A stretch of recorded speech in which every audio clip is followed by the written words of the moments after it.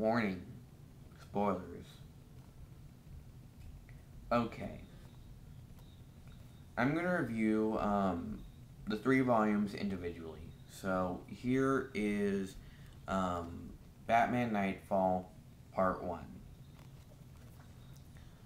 Alright. What happened in the story that the supervillain known as Bane has broken all the criminals out of Arkham Asylum. You name it. Joker, Mad Hatter, Scarecrow, they're all free. And Bane's letting them do their own thing, okay? They all have little plans for Gotham. Joker and Scarecrow are teaming up, and that's kind of a weird combination, and really dangerous. Mad Hatter has a big scheme as well. The ventriloquist is going around looking for Scarface. Killer Croc wants revenge on Bane. And, he actually captures Robin and tries to get information out of him and try to find out where Bane is. They all have plans for Gotham and specific people for Gotham, mostly Batman. And it's up to Bruce Wayne to get all these guys, back in bars.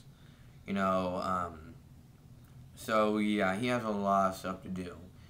And it's all because, Bane has a big plan to take the city. And it's a really clever plan. He's going to, have all these villains attack Batman, and it'll result with Batman being so tired and weak that, taking the city from him will be a piece of cake. Okay, and this really shows how awesome a villain is with Bane. Okay, Bane is one of the biggest Batman villains, in, the Batman universe, and he's actually one of my favorite supervillains, next to the Joker.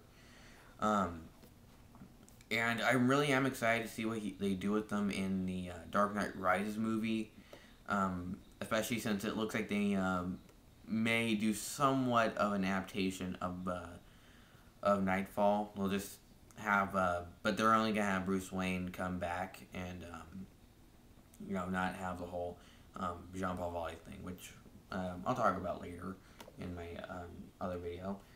The artwork, changes in the story, so sometimes it's really good, sometimes really bad.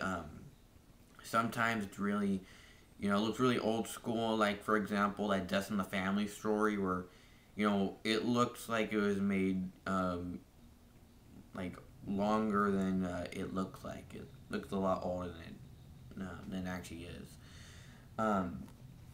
So I can't really say much about the artwork, but the writing is really good. How all the characters are in are just amazing. And it really just shows how great Batman is and why he's my favorite superhero, showing that this guy will never give up. No matter how big the threat is, and trust me, he deals with a lot of strong guys. He even fights, and this doesn't happen in the book, but he does fight a Riddler who is pumped with venom. He has to deal with a lot of threats, so yeah. And it shows how much he'll go. Like, he will never let crime take his city, no matter what. Even if it kills him, he won't let them take over. It's just really inspiring. Like, if you're a Batman fan, I highly recommend this. This story was great. I really wish that this was actually adapted into, like, into a movie, but maybe they will someday. I don't know. Last time I heard, they're making, apparently, a 2-parter, Dark Knight Returns story arc, which I find a little weird, but whatever.